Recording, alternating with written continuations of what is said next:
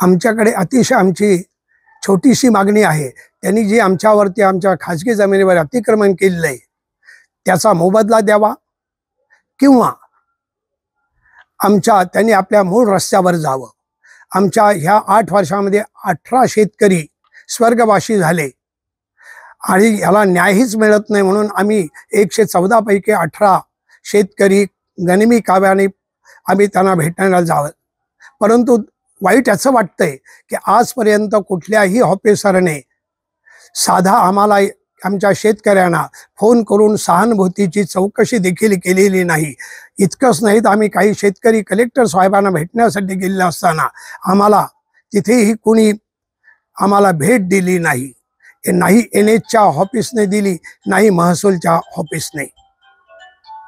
काय तुमच्या बाजूने औरंगाबाद खंडपीठाचा देखील निर्णय लागलेला आहे, न्यायालयाने तुमच्या बाजूने निकाल दिलेला असताना देखील तुम्हाला मावेजा का मिळत नाही?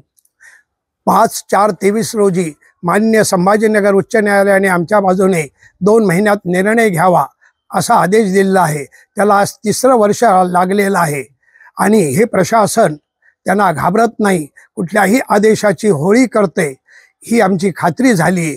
म्हणून आम्ही स्वतः उद्या आत्मदहन करण्याचं ठरवलेलं आहे। उद्या तुम्ही आत्मदहन करताय, काय सांगाल?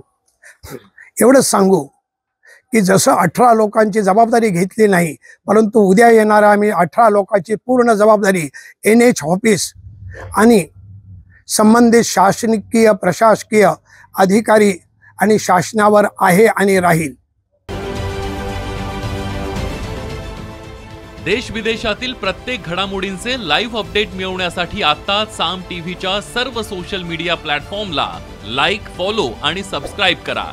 तसंच सर्व नोटिफिकेशनसाठी बेल आयकॉन प्रेस करायला विसरू नका।